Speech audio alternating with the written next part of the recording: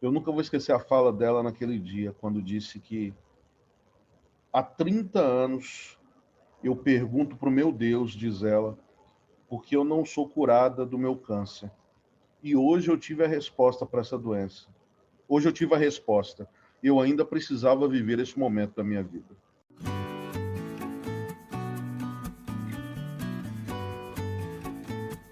Seja bem-vindo, seja bem-vinda ao Instituto de Espiritualidade e Saúde. Nossa missão é potencializar a energia vital, explorando a relação entre espiritualidade e saúde e ajudando a vida a florescer e frutificar. E por isso, no podcast de hoje, vamos conversar sobre o tema Espiritualidade em cuidados paliativos em tempos de pandemia de Covid-19, o lugar do cuidado espiritual. Antes de dizer quem é a pessoa convidada para essa conversa de hoje, eu gostaria de compartilhar com quem está nos ouvindo que hoje faz uma semana que eu perdi um amigo para a Covid-19. Aliás, nesse exato momento, 23 de abril de 2021, há uma pessoa muito amada por alguém que está encerrando a sua história nessa vida, sendo mais uma dentre as 383.757 vítimas da pandemia de Covid-19 no Brasil, com mais de 2.000 mortes diárias. No último sábado, a família e os amigos próximos desse meu amigo que partiu fizeram um culto online em celebração à sua vida e como forma de despedida compartilhada. Ao final da celebração, sua esposa, muito emocionada, trouxe uma fala também de agradecimento aos amigos e amigas presentes na cerimônia online, e quero destacar uma das coisas que ela disse. Ela disse assim: eu fiquei muito triste porque a pandemia levou o meu esposo e a pandemia não nos deixou despedir dele. Mas esses momentos agora, aqui, com a presença de todos vocês, a participação de todos vocês, supriu essa lacuna. A gente pôde se encontrar e dizer todos para ele que nós o amamos e para dizer um até breve. Chorei muito nesse momento e me lembrei de um livro intitulado Bilhete de Plataforma, de autoria de um médico paliativista chamado Derek Doyle, um médico muito atuante e reconhecido em cuidados paliativos. Doyle usa a analogia do bilhete de plataforma para falar sobre como é acompanhar uma pessoa que parte para uma viagem e você só pode acompanhá-la até a plataforma, até a chegada e partida do trem no qual ela vai embarcar. Você não tem um bilhete para ir com ela nessa viagem. Tem apenas o bilhete que lhe dá o direito de acompanhá-la até seu embarque no trem. Você pode ficar com ela até o trem chegar, mas no contexto da pandemia de Covid-19, isso nos foi tirado e não podemos nos despedir. Porque ninguém vai para o hospital esperando que não vai retornar, não é mesmo? Então, esse culto de despedida foi uma ação de cuidado espiritual proporcionado a todos os que estavam sofrendo a perda desse familiar e amigo querido. E no contexto de pandemia, o sofrimento se exacerba pela impossibilidade dos rituais de despedida. Então, eu penso que é muito importante conversarmos sobre essa temática.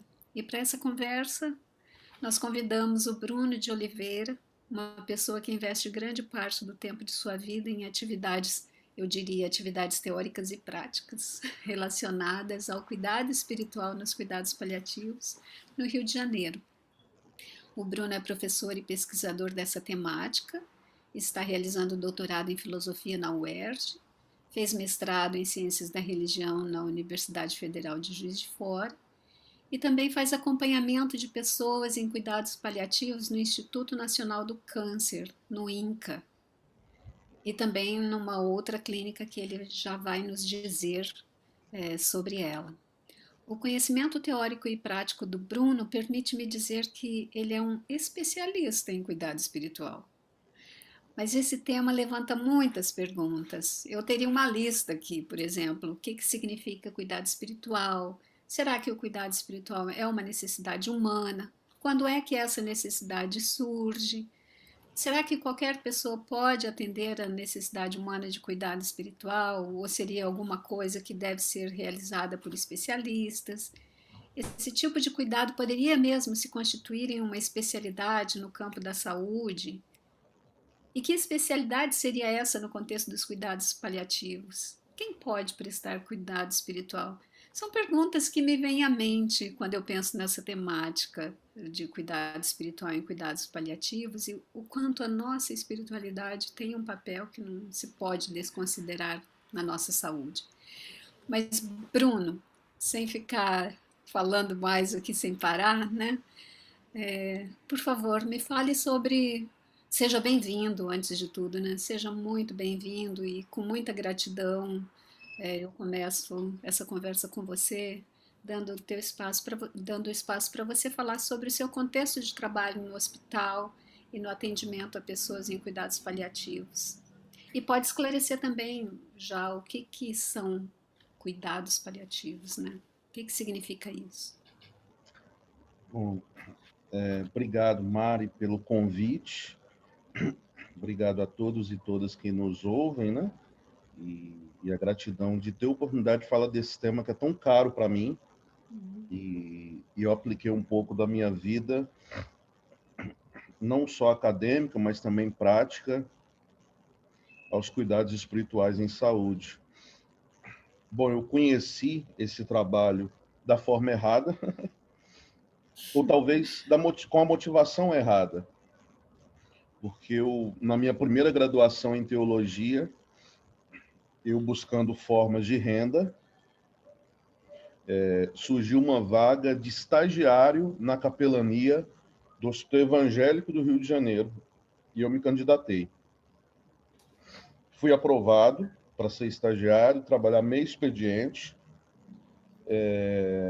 e o primeiro dia eu me recordo que fui para o hospital com uma Bíblia debaixo do braço, imaginando, vou falar de Jesus para todos os pacientes. E quando eu cheguei lá, o capelão de então olhou para mim, olhou para a Bíblia e falou, o que é isso daí? Eu falei, minha Bíblia, vim evangelizar. Ele falou, põe a Bíblia em cima, e me pôs para embalar algum material que tinha lá, da capelania. E o primeiro paciente que eu fui atender foi depois de 6 meses de estágio. Uhum. Ele me fez passar por um curso de preparação de capelania e me fez acompanhá-lo em diversos atendimentos para eu entender o que era um cuidado espiritual. Então, eu digo que eu fui pela motivação errada, e essa motivação, eu preciso dizer, Mari, que 90% do trabalho de assistência espiritual no Brasil ainda tem essa motivação, que ela, no meu caso, ainda bem foi só no meu primeiro dia, que foi uma motivação proselitista. Então, é o evangélico que entra para converter quem não é evangélico, o católico que entra para poder rezar, o messiânico para ministrar jorei, o espírita para dar um passe. Esse trabalho é um trabalho de apoio religioso, muitas vezes, mas um trabalho, em outras ocasiões, a gente pode chamar de proselitista, sim, quando é um trabalho de convencimento religioso e não de suporte espiritual. Então, após aprender o que era um suporte espiritual, depois de um ano nesse hospital, esse capelão se mudou para o Amapá e o hospital me convidou para ficar como capelão titular e fiquei durante 4 anos lá, como capelão titular. Até que uma mudança aconteceu quando uma ex-diretora da unidade 4 do INCA, que é a Unidade de Cuidados Paliativos, foi estudar no St. Christopher Hospice, na Inglaterra, que é o principal centro de cuidados paliativos no mundo. E lá ela conheceu a, vamos dizer, fundadora, criadora desse movimento de hospice, que é a doutora Cecil Saunders. E em uma conversa com a Saunders disse para ela que seria impossível falar de tratamento em saúde sem falar em cuidado espiritual. E ela perguntou então para a Saunders do que a Saunders estava falando, porque na academia ela não havia aprendido sobre esse tema, o que é espiritualidade na saúde, e aquilo que ela via ser realizado no Brasil é o que eu acabei de descrever e que ela falou. Eu imagino que você não está falando desse tipo de trabalho. E a Saunders apresentou para ela o capelão do St. Christopher Hospice. Ela passou uma semana com esse capelão aprendendo o que vinha a ser um suporte espiritual. E quando ela volta para o Brasil, procura quem estava fazendo algo parecido, me encontrou, e o que ela me convidou foi tudo que eu sempre sonhei fazer, mas até então nenhum diretor de hospital tinha me dado essa oportunidade. Nós fomos o primeiro trabalho de capelania do Brasil a evoluir no prontuário do paciente. Fazemos parte da equipe multiprofissional, sou professor da residência do Instituto, tanto residência multiprofissional quanto residência médica. Então, o trabalho de suporte espiritual, que a gente vai conversar um pouco hoje, ele transcende essa dimensão religiosa e, sobretudo, nos cuidados paliativos, que é um tratamento aplicado a indivíduos que têm uma doença ameaçadora da vida. É muito atrelado à questão oncológica, mas não apenas, né? Não podemos resumir os cuidados paliativos numa dimensão oncológica, até porque, estatisticamente, a maioria dos pacientes em cuidados paliativos no Brasil são cardiológicos, de doenças cardio, e todo aquele indivíduo que tem uma doença crônica ameaçadora da vida é um indivíduo elegível, digamos assim, né, passivo de cuidados paliativos, quando o foco passa a ser o alívio de sintomas, a qualidade de vida, o conforto, paralelo ao tratamento que é oferecido. Durante o início desse movimento de cuidados paliativos, ele era muito associado ao não tem mais o que fazer, né? Não tem mais o que fazer, não tem tratamento curativo, manda para o cuidado paliativo. Com a evolução dos tempos e evolução do pensamento dos cuidados paliativos, se entende que a inserção desse tratamento focado na qualidade de vida, ele precisa ser anterior a essa fase. Então, esse é o movimento que a gente tenta hoje fazer no cuidado paliativo.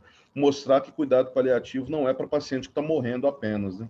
A grande diferença é que, enquanto na Europa, né, sobretudo na Inglaterra, o trabalho de cuidado paliativo já é uma reflexão sobre cuidado paliativo com a população carcerária, cuidado paliativo com a população de rua.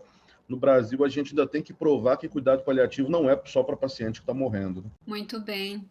E interessante que você fala aí do seu percurso, do seu desenvolvimento também, no conhecimento já atrelado à prática, né?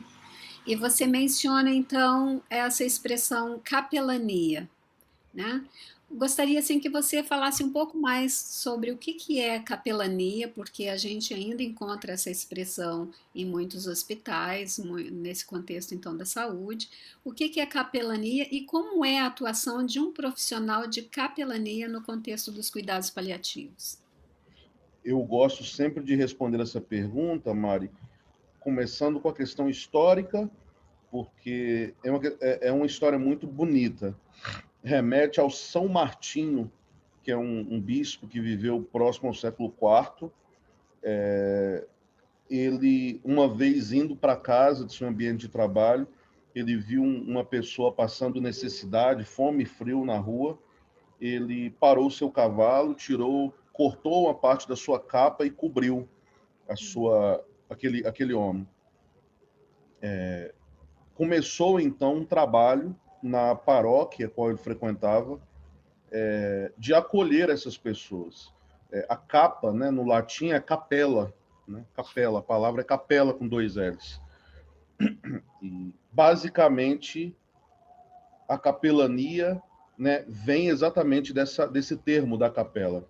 Quando São Martinho morre, a capa dele, que era um símbolo para ele, é colocado na sua paróquia como um símbolo de cuidado, o símbolo daquele que corta a sua capa para amparar, para proteger o outro. e a igreja passou a ser conhecida como a Igreja da Capela. E, prosseguindo no seu significado, capela, né? A capelania, e aqui uma definição livre e poética, né, se me permite, seria o ato de cortar ou nos despir ou dividir as nossas capas para proteger, para amparar e para cuidar de quem está ao nosso redor. O capelão, originalmente, era o ministro responsável de cuidar da capela. E com o passar do tempo, ele passou a ser nomeado pela realeza. Então tem um cargo eclesiástico muito importante. A evolução, né, do conceito foi acontecendo ao longo do tempo. Os capelães começaram a ir para as guerras, né, para poder... o primeiro indício de capelania que a gente chama é a capelania militar, nesse sentido, que iam para as guerras e tudo. A gente teve um capelão brasileiro na Segunda Guerra Mundial, foi o pastor João Filson Sorém. Inclusive, no Rio de Janeiro, a gente tem um dia municipal do capelão, que é o dia do nascimento do pastor João Filson Sorém, que é 21 de junho. E a capelania, ela foi tomando um novo significado, ela foi rompendo as barreiras dessa dimensão religiosa, sobretudo da Igreja Católica, né? O capelão como um padre, para se transformar num trabalho de suporte espiritual ao paciente, independente da religião. Há alguns meses atrás, eu dei entrevista para um jornal de grande circulação na cidade de São Paulo, porque eles começaram a perceber a quantidade de hospitais particulares contratando o que eles chamavam de capelães ecumênicos para atender. E aí, quando foram buscar referência, chegaram, né, da referência do INCA, que muitos tinham como referência em capelania, e me ligaram para tentar saber desse movimento. E o que eles chamam de capelania ecumênica é o que eu chamo de capelania, né?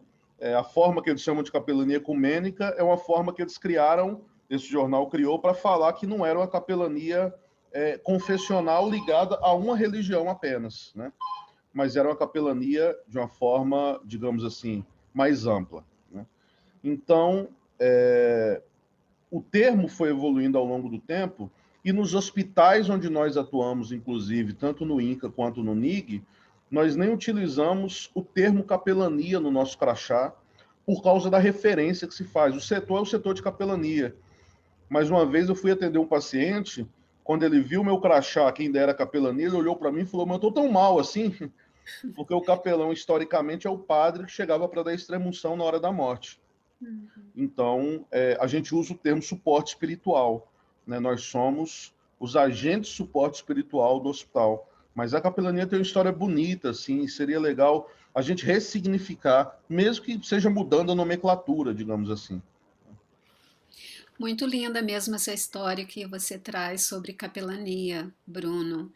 Mas eu percebo também que quando você fala do seu trabalho, e pensando no que você trouxe, assim, capelania ecumênica, quando você fala sobre isso, então a gente vê a questão das várias formas de expressão religiosa atuando nesse cuidado espiritual. Mas aí a gente ainda vê cuidado religioso. E o que eu percebo assim que você faz é para além disso. O suporte espiritual, ele ele não necessariamente vai atender necessidades exclusivamente religiosas, mas vai atender às necessidades espirituais, que inclusive pode ser de pessoas que não têm religiosidade ou pertença religiosa nenhuma. Então, para além de uma capelania ecumênica, né, esse cuidado espiritual ultrapassa essas questões, essa nomenclatura, né? Então, Eu acho eu que a gente está gostaria. vivendo, eu acho que a gente está vivendo um momento de renomeação desse trabalho. A gente ainda não encontrou um nome, sabe? Então, por exemplo, isso desse Jornal de São Paulo, o que eu entendi, o que eu interpretei, Mari, é uma tentativa de dar uma nova nomenclatura para não chamar apenas de um trabalho focado, por exemplo, na Igreja Católica ou nos evangélicos, né? Mas ainda não foi uma tentativa, digamos assim, que não foi ainda, não alcançou ainda essa dimensão, né? E você está corretíssima. falar de suporte espiritual, a religião pode ser um dos acessos, digamos assim, à dimensão da espiritualidade, mas isso não pode ser absolutizante, né? Dizemos que a religião é a única forma, o único meio de se acessar essa dimensão, né? Porque daí você distingue entre apoio religioso, que foi uma expressão que você utilizou agora há pouco, né? E suporte espiritual. Em língua inglesa, a gente ouve ou a gente lê bastante spiritual care, ou cuidado espiritual.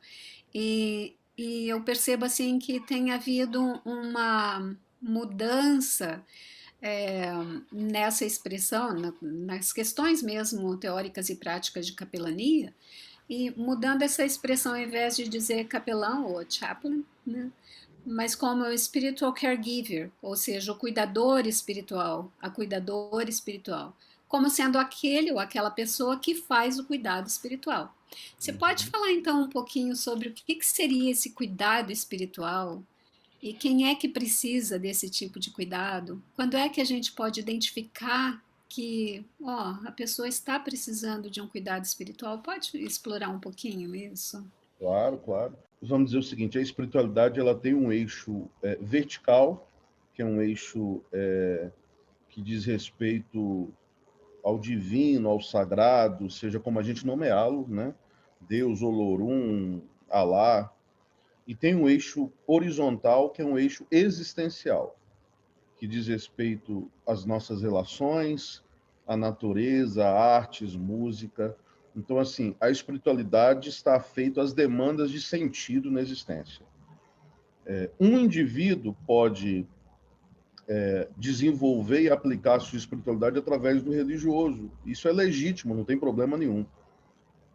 A religião, uma pertença religiosa, uns ritos religiosos podem sim compor a espiritualidade desse indivíduo. O que ele não pode é absolutizar essa experiência e dizer que para se falar de espiritualidade a gente tem que trazer para essa dimensão religiosa.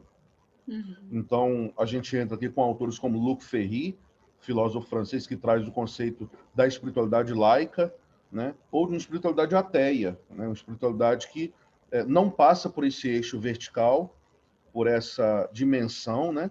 Mas o Luc Ferry vai falar da transcendência do amor. Ou seja, o transcendente não é esse divino, mas o sagrado ou transcendente é onde nós conseguimos demandar o nosso amor, que pode ser nas relações, pode ser na natureza, pode ser na arte, pode ser num projeto da vida, né, num sonho, pode ser em tudo isso. Então, a espiritualidade está feita a essa dimensão de sentido. O Viktor Frankl, médico, psiquiatra, quando fala das doenças noogênicas, que são as doenças provenientes do espírito, ele vai falar que a doença noogênica é a doença da falta de sentido na existência. Então, um tema muito caro para Frankl, que é o tema de sentido, e para ele a doença espiritual está na perda da falta de sentido na vida. Quando não encontramos um sentido definido na nossa vida, né?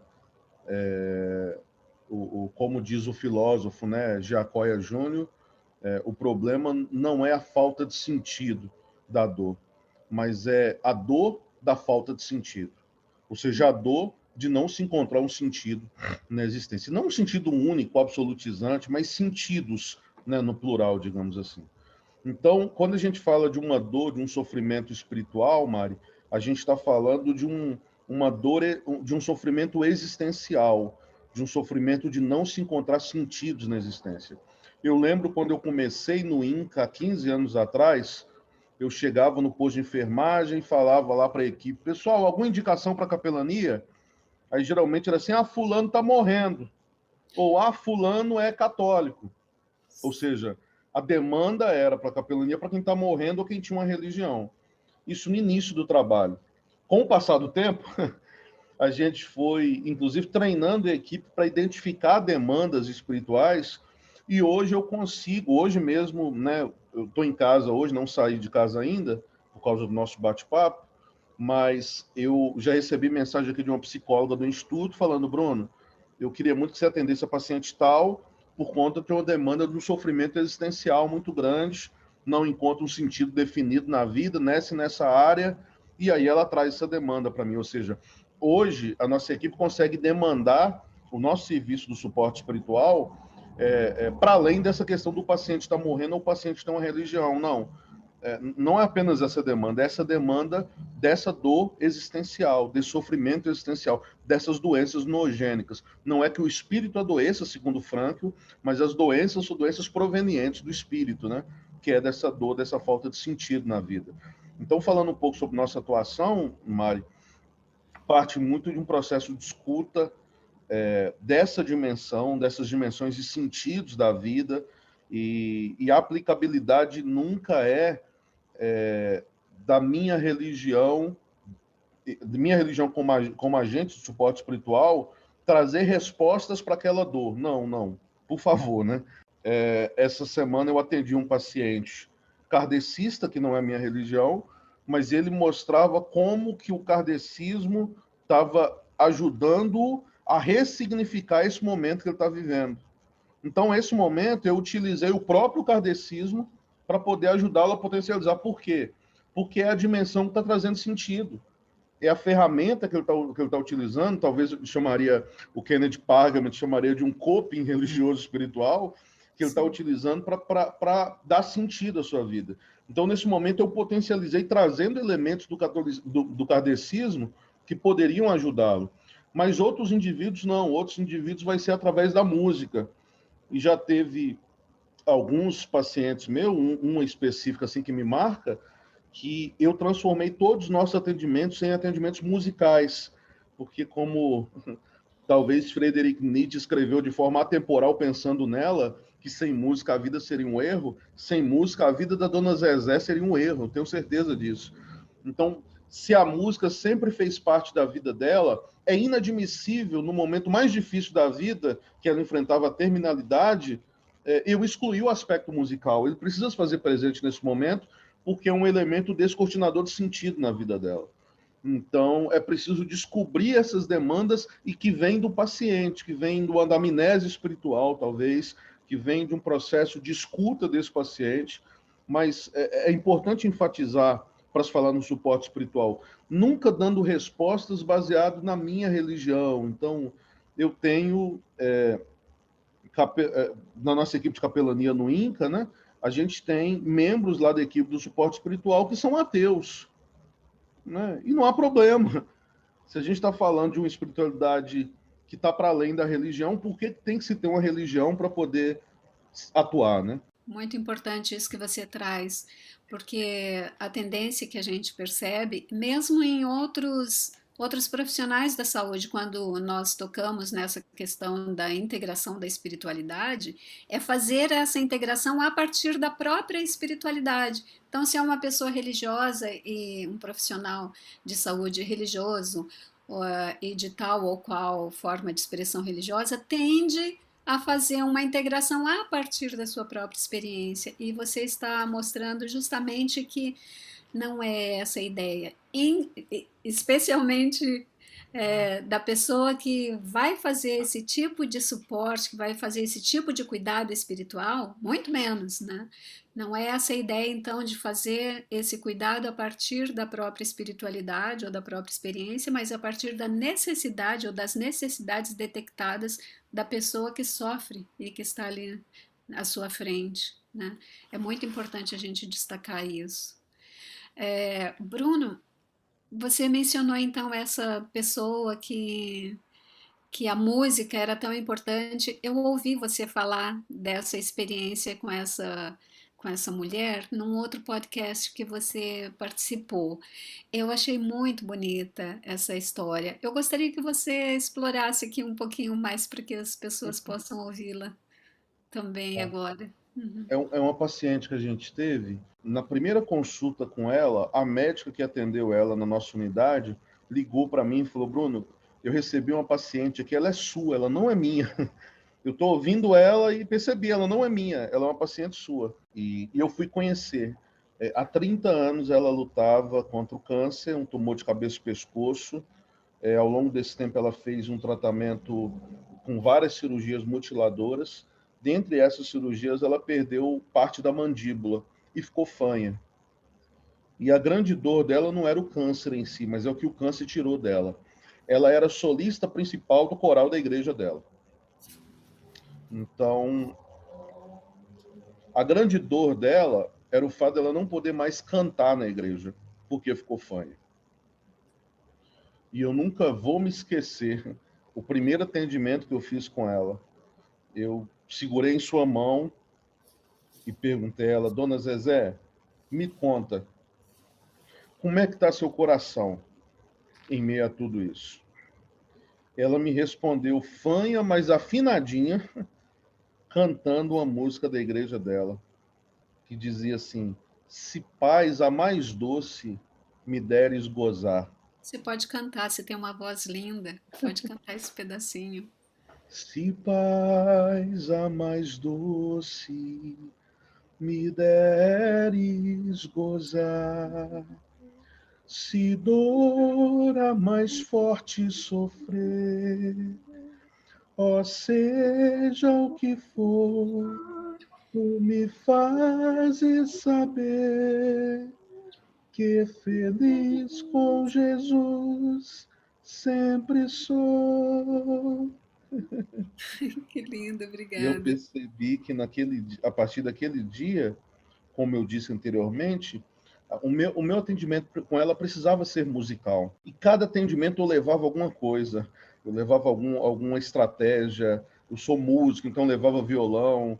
Levei um grupo de amigos para cantar para ela. E aí levava canções com temas específicos que depois eu aprofundava e trabalhava com ela.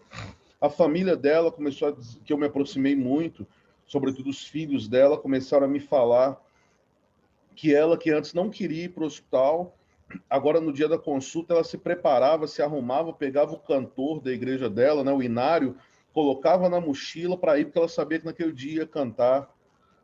Até o dia que ela falou para a gente que se tratava tanto tempo lá que merecia uma festa.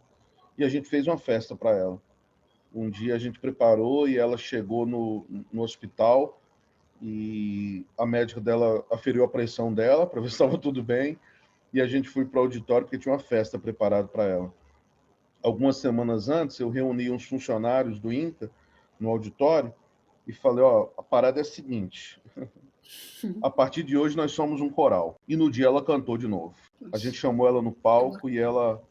o coral de funcionários do INCA acompanhou ela solando e a gente acompanhando.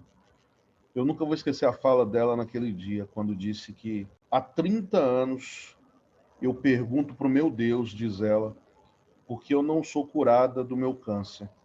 E hoje eu tive a resposta para essa doença. Hoje eu tive a resposta. Eu ainda precisava viver esse momento da minha vida. O coral Dona Zezé partiu em dezembro último, depois de lutar tanto tempo contra o câncer, a Covid levou ela. Ela morreu na minha presença. Quando eu entrei, ela não estava mais interagindo, mas eu entrei todo paramentado e ousei cantar a primeira música que ela cantou para mim, essa aqui que eu cantei hoje. E quando eu fui cantar, ela abriu os olhos, ela foi acompanhando a melodia da música com seus gemidos, e eu cantei a música toda nesse dia, e quando a gente cantou a última nota, ela morreu. O coral do INCA ainda continua, porque a gente descobriu que Dona Zezé não nos uniu para cantar para ela. Dona Zezé nos ensinou a cantar e a gente percebe que a nossa missão vai além disso. Então, hoje ela é a nossa patronese, que a gente vai levar essa história dela onde a gente cantar, mas que a gente só existe pelo sonho de uma paciente, e o sonho dela era só esse, era só cantar.